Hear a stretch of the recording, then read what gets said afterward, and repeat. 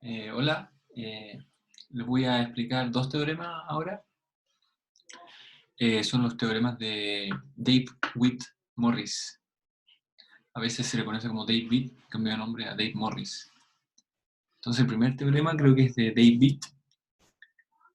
Dice que si un subgrupo gamma de índice finito de SL3Z no es ordenable. Es el teorema. Este teorema fue celebrado en un caso especial del programa de Zimmer. Entonces el programa de Zimmer, Zimmer es una persona importante, dice que los higher rank lattices don't act on small dimensional manifold.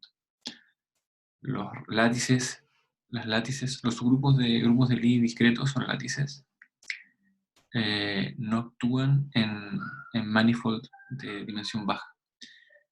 Y entonces, ¿qué tan baja va a depender del rango? Qué sé yo. Y aquí este es un ejemplo de rango 2 que no actúa en dimensión 1. ¿Ya? Un último comentario es que el programa de Zimmer es para acciones por difios, y este es un caso un poco extremo porque es una acción por ohmios. ¿Ya?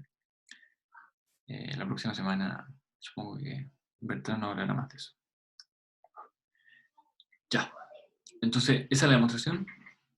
Entonces, vamos a suponer que sí actúa, que hay una látice de índice finito, digamos n, que sí actúa, ¿sí? Admite un orden, y por lo tanto admite un orden. Perdón, admite un orden.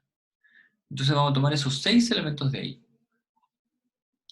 Entonces, esos 6 el triángulo, son subgrupos de las matrices triangulares, por ejemplo, G1 con una n. Eso es, si uno pone n igual 1 y toma la potencia enésima, recupera G sub 1. ¿Sí? Entonces, como el índice es n, y esos son potencias enésimas de alguien, necesariamente viven en gamma. ¿Ya? Todos los G sub i viven en gamma. Por este punto. Qué bajito.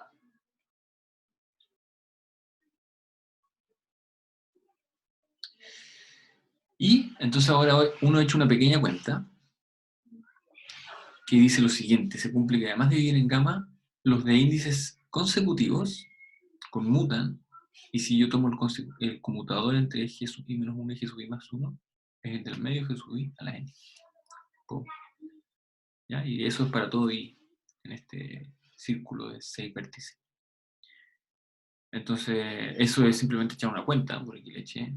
Entonces, ahí tomé el conmutador de G2 con G4, uno calcula, y G3 a la menos, me dio menos n. ¿Sí? Voy a poner menos n igual. Menos n está puesto. ¿Ya? Entonces tenemos, dado cualquier subgrupo de índice finito, encontramos estos elementos y cumplen esas dos familias de relación. Entonces la observación es que estas relaciones azules implican que el subgrupo generado por 3 consecutivos en este ciclo, yo lo pienso aquí, no sé si lo voy a decir de 6 o de 8,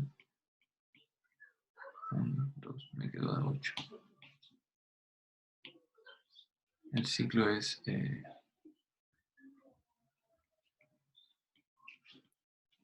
ahí está. Entonces tomo 3 consecutivos en el ciclo y genero un grupo nilpotente. Por ejemplo, G1, G2 y G3 es el clásico subgrupo de Heisenberg de matrices triangulares cuando tomo n igual 1. ¿Ya? Entonces son nilpotentes, simplemente por esa, creo que lo demostré, claro, cada HI tiene el G sub i, es central, por la segunda conmuta con los tipos, su enésima potencia en central, su enésima potencia en central, no, perdón, aquí dice central, disculpa, ¿sí? Y la otra ecuación dice que, bueno, módulo la enésima potencia, estos tipos conmutan.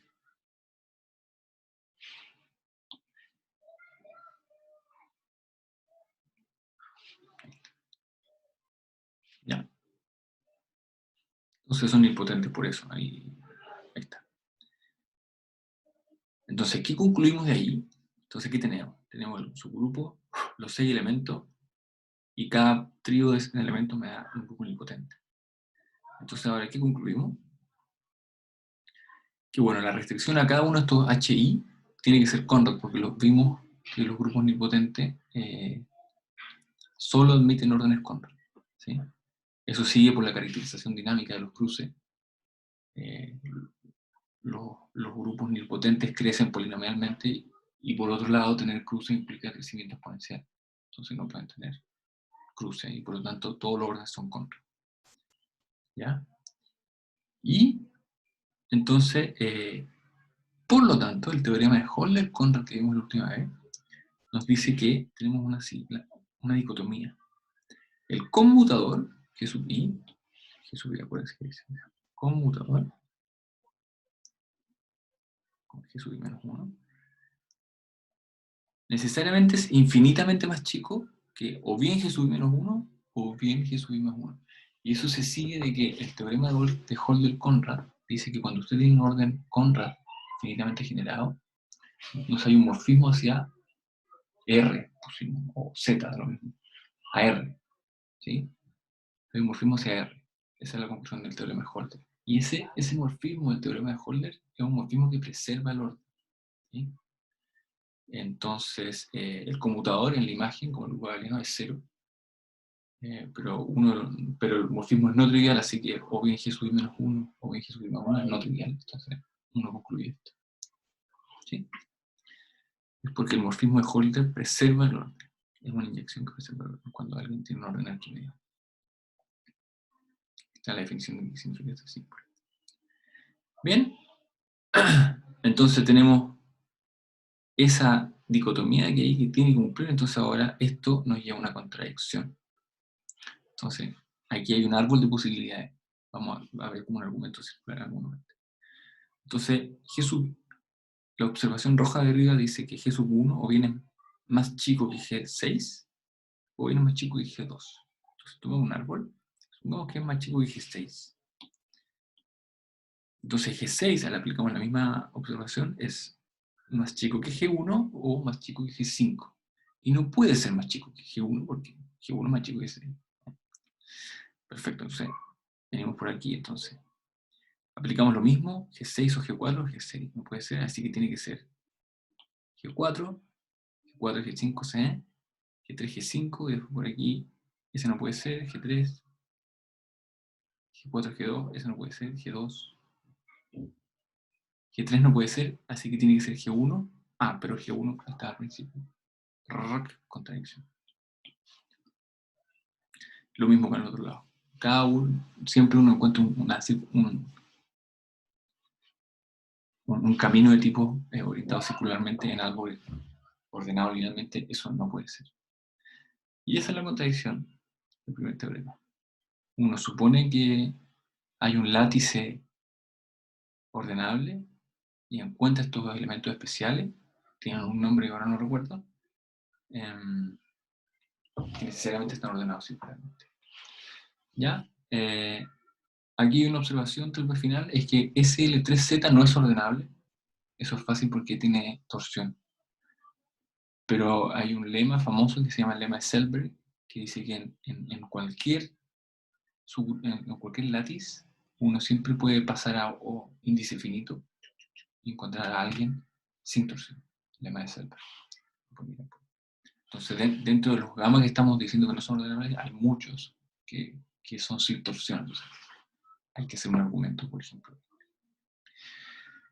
Good. Entonces, esos de ahí no son ordenables. Y después el otro teorema de Witt, ya es de Morris, dice que los grupos ordenables que son promediables siempre admiten un orden Conrad y por lo tanto son localmente indefinidos. ¿Sí? Entonces esta es una de las pruebas primeras que usa vamos a ver el espacio de órdenes que introdujimos hace un par de videos, la compacidad de esa cosa. Vamos a ver por qué. Entonces recordemos que significa que sea promediable. G es promediable si cada vez que actúa por ohmios de un espacio compacto, entonces hay una probabilidad invariante, G invariante, donde probabilidad G invariante significa eso. Y la probabilidad es media por L, ¿ya? La probabilidad por L. Y ejemplos de grupos promediables son los grupos solubles, los nilpotentes, los grupos de crecimiento subexponencial y otros. ¿Ya? Esta no es la única caracterización de probabilidad, pero nos sirve perfecto como definición. Ya. Entonces vamos a la demostración. Vamos a tomar G, un subgrupo de ohmios de la recta promediable y finitamente generado. Esa condición la vamos a ocupar después. No está en el teorema, pero queremos probar que es localmente inmutable. Entonces tomamos un grupo finitamente generado y queremos mostrar que hay un morfismo Z. Entonces estamos bien. Basta demostrar que hay un morfismo Z de G, un grupo finitamente generado de ohmios de la recta promediable. Entonces lo que hacemos es considerar el espacio de órdenes de ese grupo finitamente generado, que es compacto, y más encima, esto no lo habíamos dicho, pero hay una acción natural de G en su espacio de orden, que es que a un cono lo manda conjugado. ¿Ya? Y esa acción es por homeomorfismo. Entonces claramente es biyectiva porque es una acción por conjugación, y además es continua. Ahí está hecho. Entonces, ¿qué significa que algo sea continuo? Y si yo tomo dos cosas, tomo un punto, lo mando por alguien, tomo un punto P y lo mando a G sub P, a P de G, G de P, y entonces tengo que encontrar a alguien cerquita de P y que vaya a parar tan cerquita como quiera al otro lado. Entonces al otro lado la vecindad la llamé F1 hasta Fn. Tengo que ver que estos dos tipos coinciden en F1 hasta Fn a priori dado, y entonces me devuelvo y considero un P' que coincida con los conjugados de la cosa. Obviamente cae en la vecindad que necesito. ¿Ya? Entonces, obviamente, homomorfismo. ¿Sí? Y porque en promediabilidad necesitamos que la acción sea por ohmios. ¿Ya? Entonces, tenemos compacidad, tenemos una acción que es por homeomorfismo, y por lo tanto, ¡pum!, aparece una probabilidad invariante. La llamamos mu. Perfecto. Entonces, vamos a hacer una definición. Vamos a decir que un orden o un cono es recurrente si para todo elemento de G y para todo conjunto finito, para toda vecindad si quieren, existe n0 tal que el conjugado de P coincide con P en mi conjunto finito. Y ahí está dicho que quiere decir que coincida con P. Restringido, lo estoy pensando como una función. Que coincida con P en F. Si alguien está, están los dos. Si alguien no está, no está ninguno. Entonces ahí está el dibujito. Tenemos P, una vecindad dada por mi conjunto finito. Y la órbita que tiene igual. Eso es recurrente. Entonces aquí hay una observación, que si uno se fija en esta acción de G en su espacio de órdenes, los puntos fijos globales por todos los elementos son los conos invariantes bajo conjugación. Y esos son precisamente los biórdenes. ¿Ya? Entonces, y los biórdenes son un tipo especial de orden Conrad y por lo tanto fabrican morfismo, que es lo que andamos buscando. Entonces, esto de recurrentes más o menos sigue ese espíritu de que las cosas que se mueven poco como que podrían hacer aparecer morfismo de todas maneras, porque biorden es una condición más fuerte que Conrad. Entonces la primera afirmación es esa: todo orden recurrente es Conrad. Y la segunda afirmación es que si mi espacio de orden soporta una medida de probabilidad invariante, entonces tengo que tener órdenes recurrentes. ¿Ya? Entonces esas dos afirmaciones terminan el teorema, porque tomo un orden recurrente que es Conrad, y Conrad me fabrica el morfismo que ando buscando. Muy bien. Entonces veamos la demostración de la afirmación 1. Todo orden recurrente es Conrad. Entonces vamos a tomar un cono recurrente y tomo dos elementos en el cono positivo, tengo que probar que es Conrad, es decir, que se cumple la desigualdad de Conrad. ¿Ya? Entonces aquí hay un pequeño lemita, que de hecho es un lema, nos trae a la definición histórica que dio Conrad.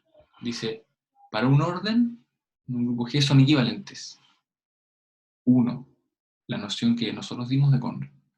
O 2, para toda pareja de elementos positivos hay n tal que fg, la n mayor que g. Esa segunda definición es la definición original de Conrad. Entonces hay que probar que son equivalentes. Claramente I implica 2i, porque hay un existe i. Entonces vamos a demostrar la reversa. Que exista n tal que fg a la n, que g implica el cuadrado. Eso tiene consecuencias topológicas interesantes, como por ejemplo el conjunto de órdenes Conrad es cerrado, que no era obvio con la definición original, pero con la nueva definición es obvio. Es cerrado dentro del espacio de orden. Súper. Entonces veamos. Vamos a suponer que tenemos dos elementos positivos, pero que falla. Entonces estoy tratando de probar que existe n implica n igual a 2. Hay una pareja de elementos positivos tal que la propiedad, nuestra propiedad de Conrad, fg cuadrado, menor que g, falla. Nuestra propiedad de Conrad falla. Entonces, hacemos un pequeño cálculo que dice que, bueno, reescribo esto, así, paso multiplicando a izquierda, qué sé yo, y me dice que el conjugado de f por g es negativo, y eso implica que el conjugado de f tiene que ser negativo, porque g es positivo.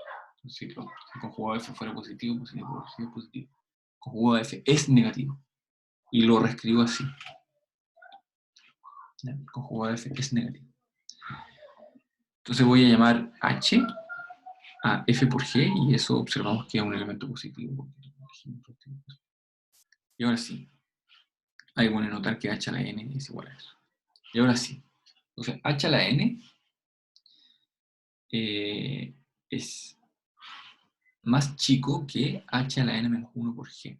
Y eso porque es, ahí está indicada la flechita, si la cajita de arriba dice h menor que g, ¿cierto? Entonces la multiplican por h a la menos 1, se transforma en eso de h a la n menor que h a la n. Y reescribo eso de ahí y me queda h a la n menos 2 por fg cuadrado. ¿Ah? Y ahora la segunda cajita está acá. La multiplico a ambos lados por h elevado a n menos 2. Y me queda a un lado lo que quiero aquí y al otro lado lo que quiero acá. Listo. Entonces concluimos que h a la n es menor que h a la n menos 1 por g, que a la vez es menor que h a la n menos 2 por g. Y eso es para todo n. Entonces puedo empezar a sacar n, y concluyo que h a la n es menor que g. Y ahora multiplico eso de ahí, me queda, multiplico h a la n menor que g por f, y me queda el cuadradito de abajo, f por h a la n es menor que f g igual a h, para todo.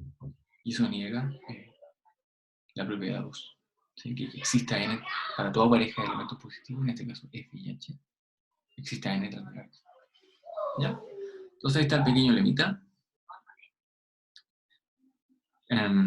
Entonces ahora seguimos. Queremos probar la afirmación 1, que dice que todo orden recurrente es Conrad. Entonces tomamos un cono recurrente, dos elementos positivos, y queremos probar que f cuadrado es mayor que g. Entonces la recurrencia dice lo siguiente. Que existe n, entonces f es un elemento en P, y estoy haciendo actuar por g. La recurrencia me dice que f se tiene que quedar positivo en algún conjugado. El conjugado coincide con P, y como f está en P, f tiene que estar en algún conjugado. F pequeño. Ahí está. F tiene que estar en algún conjugado. Y ahora reescribo eso, lo manipulo un poco y encuentro que, o sea, conjugo para el otro lado, me queda eso, en el orden de P, y eso dice que eso ya. Pero, entonces, pero G es positivo, así que G a la N es mayor que G. Y por lo tanto, para todo f y g positivo, tomamos dos cualquiera ahí arriba, f de g a la n es mayor que g, aquí está, lo habíamos concluido, y a la vez es mayor que g a la n y a la vez es mayor que g. Entonces f de g a la n es mayor que g a la n. Esa es la propiedad 2 de control, la propiedad de control 2. Y esa hemos probado que, por lo tanto, el orden es control. ¿Ya? Entonces ahí termina la afirmación 1. Recurrente implica control. No son equivalentes. No son equivalentes. Hay órdenes control que no son recurrentes. Pero bueno. Entonces ahora, para terminar el segundo teorema de Dave, solo falta demostrar la afirmación 2, que es que cuando hay una probabilidad invariante en mi espacio de órdenes, hay necesariamente órdenes recurrentes. Entonces vamos a considerar el grupo que actúa en su espacio de órdenes, su medida invariante, la acción G por P es el conjugado, y vamos a tomar U, un abiertito. Hay que pensar lo que tiene medida positiva. Entonces la observación está, que es de Poincaré, que es que dice, si yo tomo U cualquiera, en particular de medida positiva, el conjunto de puntos que cuando lo empiezo a iterar por G, vuelven a U, tienen la misma medida que U. Y cuando actúo por algo que preserva una medida, no tiene por qué ser por otra. Si yo preservo mi medida, eso es verdad. Entonces veamos por qué la demostración es cortita. Entonces hay que medir hay que probar que los que vuelven una vez tienen la misma medida que todo el conjunto. Entonces si llamo a R los que vuelven una vez, los que retornan, notar que, bueno, ahí está R que depende de U y de G. Pues vamos a variar G. Entonces los que no retornan, cuando empiezo a mover los que no retornan, track, tienen que necesariamente formar una familia disjunta.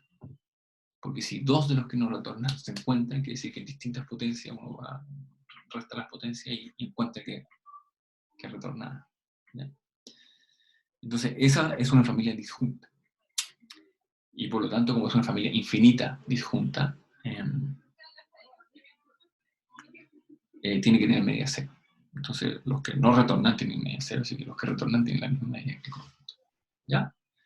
Entonces, hemos probado que desde el punto de vista de la medida, todos retornan. ¿Ya? Y una observación, un ejercicio, formalizar esto. Si todos retornan una vez, entonces todos retornan infinitas veces. Es cosa de iterar. Ahí está. Una observación, ejercicio. Entonces Poincaré dijo eso. Le creí.